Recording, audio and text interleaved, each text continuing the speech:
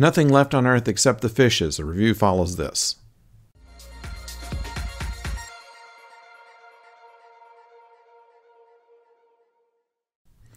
Hello out there, I'm the Oldest Nerd, and with this episode of the Orville, which by the way was another very solid episode. This is like the second episode that was actually shot for this season, and it is a very solid episode. It has a lot of adventure in it. It has some great cinematography. It has some good acting. It ties together some things that happened last season. All in all, we're very happy with the way this came out.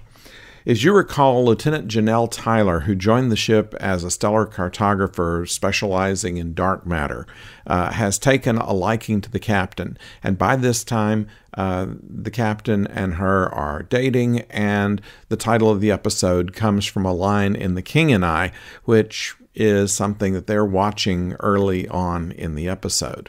It's a time that they decide that they want to announce to the rest of the crew that they're dating and therefore not have to sneak around in their relationship.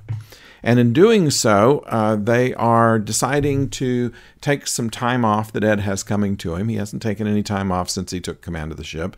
And so they take a shuttle, and she's going to show through her stellar cartography knowledge some nice place to go to picnic.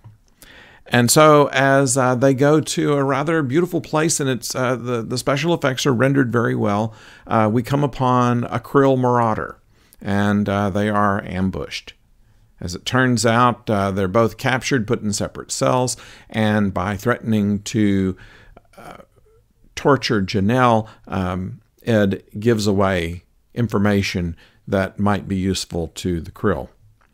As it turns out, though, as soon as the information is given, it's revealed that Janelle is actually Talea, who was the school teacher aboard the ship that Ed and Gordon had caused to had blown it up, I believe, last season, but did free the school children and the school teacher, which Talea was.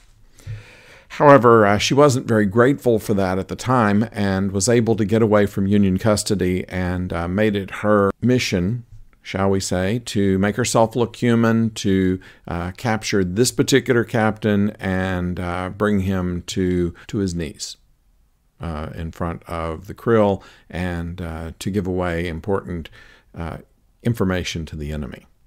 Now, as it turns out, Ed reveals that it was bogus information, that the Union was used to this kind of stuff, and therefore the information would be detailed enough that it would take a week or so before they would realize that it was fake. So a clever ruse on the captain's part, although I stop and think for a moment that the Krill might have thought that he was too easily persuaded to give away this information. But we won't go there because we moved out of this fairly quickly.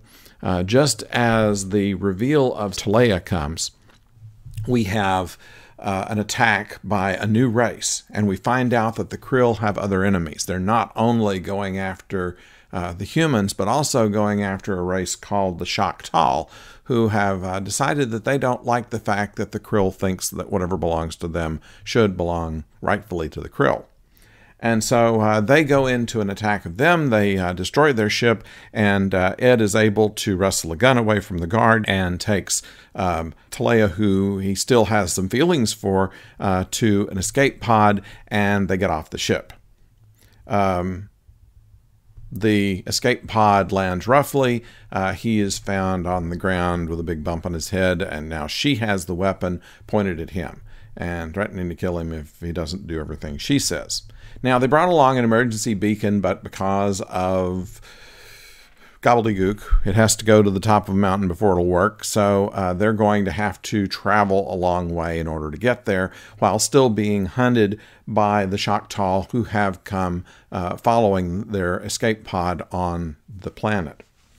Now, the Krill cannot stand bright light, and so they have to travel by night, and by the time they get about halfway there, daylight has come, and they find out that day lasts for like 3 days, 3 Earth days. So this is a point to where Talea has to trust Ed to actually do something to get them rescued. And the rest of it is kind of a parable on trying to negotiate with your enemies rather than just fight. And the idea, and in fact, suggested in the title, there'll be nothing left on earth except the fishes, is to say that if we don't stop just trying to defeat each other, that's all that will be left. And so the best way to do is to have negotiated settlements, to find out a way of learning about one another, of seeing that they are people and not animals. This is something that the Krill still think about the humans. They have no souls, says Talea, and therefore are not worthy. So this is what the underlying story of this episode is. The B story was Gordon wanting to go into command training. He thought that perhaps he would like to have his own ship one day, and the way to do that in the Union fleet is to start taking tests, the psychological test, every three-dimensional ink blot that Dr. Finn shows him, he's embarrassed by. So there's a little humor there. But they go into something that's not unlike the Kobayashi Maru scenario in Star Trek. Except in this case, there is a solution. And in fact, the solution is something that is a diplomatic solution to the problem with the attack. And while Gordon fails his first attempt at it, it looks like this is going to be a continuing story as Gordon goes. They made it fairly clear that he wasn't doing it just to get dates, that he wasn't doing it just for kicks, but rather that he's very serious about this, which people that know Gordon well enough know that, of course, he can be serious about things. And so we're learning as the viewers just how serious he can be despite his fun-loving side. A couple of interesting lines in here I rather like. When Janelle Tyler is revealed to be Talea, she starts speaking more like the Krill, and Ed says, "I liked you better when you used contractions." I thought that was kind of funny. Also, I loved the location that they used for the planet they escaped to. On every science fiction show I've ever seen, they usually use some kind of interior set for planets. On Star Trek, they called it Planet Hell in the original series and in Next Generation, where they basically had concrete and styrofoam rearranged here and there to look like rocky planet surfaces. And it seems like everything they landed on was some kind of desert or rock quarry. Whereas there's plenty of rocks on this planet, there's also plenty of vegetation as well, and they do very well with that. Even in actual locations that we see in a lot of other shows, they tend to go toward more rocky locations. There are plenty of rocks in this, but it looked more real to me. It looked more cinematic to me, and it really was some beautiful photography along this, and some good stunts as a result in working in a practical environment.